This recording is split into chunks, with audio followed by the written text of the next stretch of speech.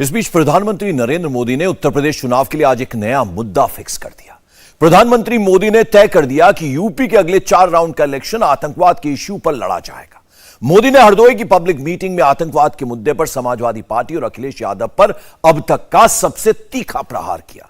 मोदी ने समाजवादी पार्टी की पिछली सरकार पर देश की सुरक्षा से समझौता करने और आतंकियों से हमदर्दी रखने का आरोप लगाया। मोदी ने समाजवादी पार्टी की आतंकियों के प्रति दरियादिली पर भी सवाल खड़े कर दिए। किस तरह प्रधानमंत्री मोदी ने आतंकवाद के मुद्दे पर समाजवादी पार्टी को बैकफुट पर धकेल दिया है, आपको यह पूरी रिपोर्ट दिखाता हूं।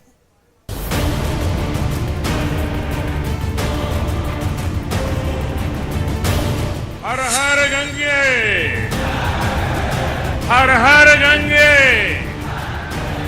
हर हर महादेव। जिस वक्त यूपी में तीसरे राउंड की वोटिंग चल रही थी, प्रधानमंत्री नरेंद्र मोदी ने हरदोई की रैली में यूपी विधानसभा चुनाव के बचे हुए 4 चरणों का एजेंडा सेट कर दिया। मोदी ने आतंकवाद को चुनावी मुद्दा बना दिया। पिछले अनेक दशकों से हमारा देश आतंकवाद का कहर झेलता रहा है। जिहादी संगठनों की कुदृष्टि हमारी धरती, हमारी संस्कृति और हम लोगों के पर लगातार वो कुदृष्टि रही है।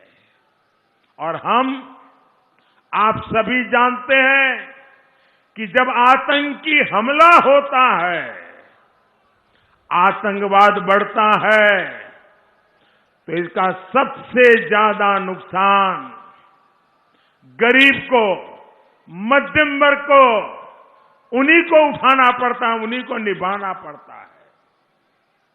जब आतंकी हमला होता है तो सामान्य मानवी की जिंदगी प्रभावित होती है, व्यापार कारोबार प्रभावित होता है। 2 दिन पहले अहमदाबाद के सीरियल ब्लास्ट केस का फैसला आया है, जिसमें 38 दोषियों को फांसी हुई। प्रधानमंत्री मोदी ने 13 साल पुराने अहमदाबाद धमाकों की बात की, आतंकवाद को लेकर बीजेपी की सख्त नीति की बात की, आतंकवाद के खिलाफ अपने संकल्प का जिक्र किया। जब मैं गुजरात का मुख्यमंत्री के रूप में वहां की सेवा कर रहा था, तो उस दौरान अहमदाबाद में भी सीरियल बम धमाके हुए थे और उनका षड्यंत्र तो और शहरों में भी था। मैं उस दिन को कभी भूल नहीं सकता हूं। जो लोग इन धमाकों में मारे गए थे, धरती खून से लाल हो चुकी थी, माताएं बहनें के आंसू रुकते नहीं थे। मैंने उस रक्त से गीली हुई इस मिट्टी को उठा करके मैंने संकल्प लिया था कि मेरी सरकार इन आतंकवादियों को पाताल से भी खोज करके सजा देगी। अभी 2 दिन पहले ही अहमदाबाद बम धमाके के दोषियों को सजा मिली है। जो हम भारतीयों को तबाह करना चाहते थे, उन्हें अदालत ने सजा सुनाई है। अनेक आतंकवादियों को फांसी की सजा मिली है। दोस्तों, 26 जुलाई 2008 को अहमदाबाद में एक के बाद एक 21 जगह बम धमाके हुए थे, 56 लोग मारे गए थे। मोदी ने हरदोई की रैली में अहमदाबाद बम धमाकों की बात क्यों की, आतंकवाद का जिक्र क्यों किया, मोदी ने इसके बारे में भी बताया। निशाने पर समाजवादी पार्टी की पुरानी सरकार थी। मोदी ने अखिलेश पर उनकी पिछली सरकार पर आतंकवादियों के प्रति सॉफ्ट रहने का आरोप लगाया।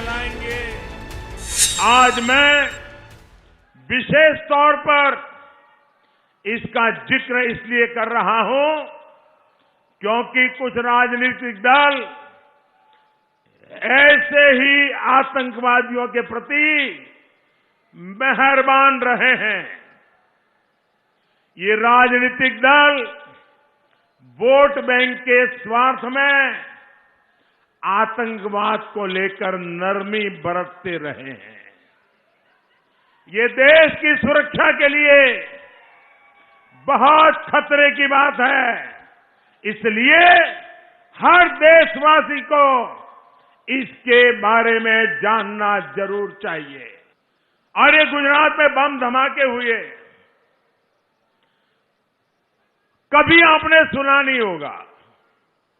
इस बम धमाके कैसे धमाके किए गए थे? 2 प्रकार से किए गए। पहले शहर में एक साथ 50-60 जगह पे धमाके, और उसके 2 घंटे के बाद अस्पताल में एक गाड़ी रखी थी, उसमें बड़ा धमाका, ताकि इन लोगों को जब अस्पताल लेके आए, उनके रिश्तेदार आए, अफसर आए, नेता आए, तब वो कार धमाका करे। अस्पताल के अंदर शायद ही पहली बार आतंकवादियों ने धमाका किया होगा। वहां भी काफी लोग मारे गए। प्रधानमंत्री मोदी ने समाजवादी पार्टी की पिछली सरकारों को लेकर जो बात कही वो काफी गंभीर है। मोदी ने 2006 में वाराणसी के संकट मोचन मंदिर में हुए ब्लास्ट की बात की। समाजवादी पार्टी की सरकार पर धमाकों में शामिल रहे आतंकवादी को बचाने का आरोप लगाया। 2006 में काशी में बम धमाका हुआ था। संकट मोचन मंदिर भी धमाका किया गया था। वहां के कैंट रेलवे स्टेशन भी हमला किया गया था। तब यूपी में समाजवादी पार्टी की सरकार थी। जब 2013 में समाजवादी पार्टी की सरकार फिर से सत्ता में आई, तो इन लोगों ने शमीम अहमद नाम के आरोपी पर ये बम धमाका का जो चल रहे थे, मुकदमों को वापस लेने का फैसला लिया था। भाइयों बहनों, क्या ये आपको मंजूर है? जिन्होंने काशी में धमाके किए, उनके केस वापस लेने का निर्णय उचित था क्या? ये लोगों को आप कभी भी मौका देंगे तो ये अपनी वारदातें करेंगे कि नहीं करेंगे? मोदी ने समाजवादी पार्टी पर आरोप हवा में नहीं लगाए, पूरे फैक्ट के साथ अपनी बात रखी। प्रधानमंत्री मोदी ने काशी के संकट मोचन मंदिर में धमाके और इसमें शामिल रहे आतंकी के मुकदमे वापस लेने की बात कही। तो इस केस का सच जान लेते हैं। 7 मार्च 2006 को आतंकियों ने वाराणसी के संकट मोचन मंदिर, कैंट स्टेशन और दशाश्वमेध को निशाना बनाया था। आतंकियों ने सीरियल धमाके किए। धमाकों में 28 लोगों की मौत हुई थी। इस सीरियल ब्लास्ट मामले में पुलिस ने आतंकी शमीम अहमद को पकड़ा था। शमीम अहमद के खिलाफ संगीन धाराओं में केस दर्ज हुए थे। 2012 में अखिलेश यादव की सरकार बनी। 5 मार्च 2013 को अखिलेश सरकार ने शमीम अहमद का केस वापस लेने का फैसला किया।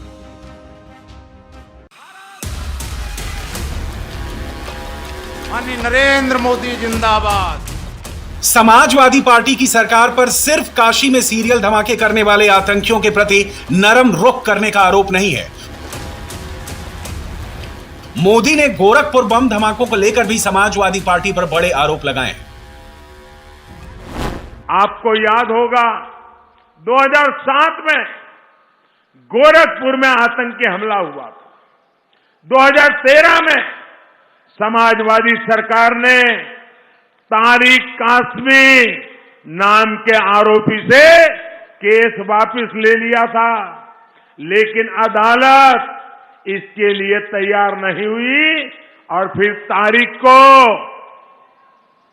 समाजवादी सरकार ने केस विड्रॉ करने का निर्णय कर लिया था। अदालत ने मना किया, केस चला और परिणाम क्या आया? 20 साल की सजा हुई दोस्तों, 20 साल की सजा। उसको वो बचाना चाहते थे। 20 मई 2007 को गोरखपुर में सीरियल बम ब्लास्ट हुए थे। गोरखपुर के बलदेव प्लाजा, जरकल बिल्डिंग और गणेश चौराहा एक के बाद एक धमाकों से थर्रा गया था। इस मामले में पुलिस को आतंकी मोहम्मद तारिक काजमी के खिलाफ कई गंभीर धाराओं में केस दर्ज किया था। मामला चल ही रहा था, इस बीच 2012 में अखिलेश यादव की सरकार आ गई। अखिलेश ने 5 मार्च 2013 को आतंकी मोहम्मद तारिक काजमी का केस वापस लेने का फैसला किया। हालांकि कोर्ट ने सरकार के फैसले को खारिज करते हुए आतंकी मोहम्मद तारिक काजमी का केस वापस लेने से इनकार कर दिया। कोर्ट ने इस मामले में दोषियों को 20 साल कैद की सजा सुनाई। 2007 में लखनऊ अयोध्या के कोर्ट परिसर में बम धमाके हुए थे। 2013 में समाजवादी सरकार ने फिर आतंकी पर चल रहा मुकदमा वापस ले लिया था, लेकिन इस मामले में भी अदालत ने समाजवादी सरकार की साजिश नहीं चलने दी और आतंकी को आजीवन कारावास की सजा सुनाई। अखिलेश यादव की पिछली सरकार ने देश विरोधियों और आतंकियों को लेकर इसी तरह का फैसला कानपुर के मामलों में भी लिया था। कानपुर में 2009 में शासकीय गोपनीयता अधिनियम के तहत 2 लोगों इम्तियाज अली और सितारा बेगम को देश विरोधी गतिविधियों के आरोप में पकड़ा गया था। अखिलेश सरकार ने 18 अप्रैल 2013 को इम्तियाज अली और सितारा बेगम पर चल रहा मुकदमा वापस लेने का फैसला किया। हालांकि कोर्ट ने अखिलेश सरकार के इस फैसले को ठुकरा दिया। इम्तियाज अली और सितारा बेगम पर केस चला। कोर्ट ने इम्तियाज अली को 23 साल कैद की सजा सुनाई। सितारा बेगम को 7 साल कैद की सजा दी गई। 2012 में अखिलेश यादव की पूर्ण बहुमत की सरकार बनी और इसके कुछ महीनों बाद ही अखिलेश सरकार ने रामपुर में 3 आतंकियों पर चल रहे मुकदमे वापस लेने का ऑर्डर निकाला। रामपुर के मकसूद, जावेद और ताज मोहम्मद पर प्रिवेंशन ऑफ टेररिज्म एक्ट 2002 के तहत केस चल रहा था। आरोपियों पर राष्ट्र विरोधी सूचना इकट्ठा करके दुश्मनों तक पहुंचाने के गंभीर आरोप लगे थे, लेकिन अखिलेश सरकार ने 18 अप्रैल 2013 को इन तीनों पर दर्ज केस वापस लेने को मंजूरी दी। हालांकि कोर्ट ने अखिलेश सरकार की बात को नहीं माना। तीनों पर अभी कोर्ट में केस चल रहा है।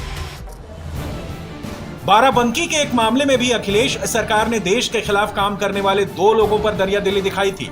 2007 में बाराबंकी की तारिक काजमी और खालिद मुजाहिद पर कई संगीन धाराओं में मुकदमे दर्ज किए गए थे। केस चल ही रहा था कि अखिलेश सरकार ने 18 अप्रैल 2013 को सारे केस वापस लेने का फैसला लिया। हालांकि कोर्ट ने अखिलेश सरकार के फैसले को खारिज कर दिया। मामला कोर्ट में चला। कोर्ट ने दोनों आरोपियों को उम्र कैद की सजा सुनाई। देश विरोधी गतिविधियों में शामिल रहे एक और आरोपी का मुकदमा अखिलेश सरकार ने वापस लिया था। बिजनौर के अहमद हसन और बाबू पर देश विरोधी एक्टिविटी में शामिल रहने के आरोप में गंभीर धाराओं में मुकदमा चल रहा था। अखिलेश सरकार ने 22 जनवरी 2013 को अहमद हसन पर चल रहा केस वापस लेने का फैसला किया। हालांकि कोर्ट में मामला चलता रहा, जहां से आरोपी बरी हो गए। ऐसे ही यूपी में 1 तो नहीं बल्कि आतंकी हमलों के 14 मुकदमों में समाजवादी सरकार ने बहुत सारे आतंकवादियों से मुकदमे वापस लेने का फरमान सुना दिया था।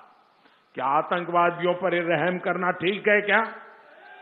आप जरा बताइए, रहम करना ठीक है क्या? आतंकवादियों को बचाने के खेल ठीक है क्या? और आज लिपापोती करने निकले हो।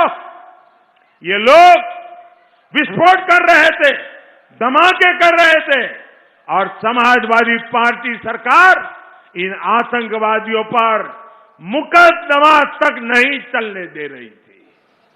आतंकवादियों को केस वापसी का रिटर्न गिफ्ट दिया जा रहा था। पिछली समाजवादी पार्टी सरकार ने 7 जिलों के 14 आतंकी हमलों में मुकदमे वापस लिए।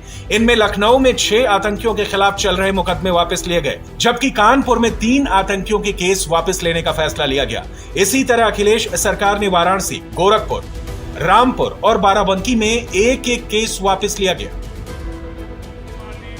प्रधानमंत्री मोदी ने बात अहमदाबाद सीरियल ब्लास्ट से शुरू की थी। मोदी ने आतंकवाद पर लंबी बात की, फिर बताया कि वो कई साल इस मुद्दे पर चुप क्यों रहे। इतने वर्षों तक मैं इसलिए चुप रहा क्योंकि अहमदाबाद ब्लास्ट केस की सुनवाई चल रही थी।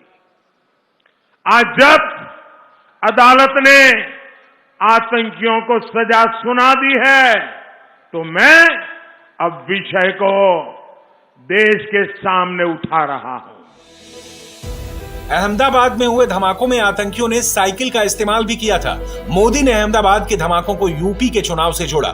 आतंकवाद को समाजवादी पार्टी के चुनाव चिन्ह साइकिल से जोड़ दिया।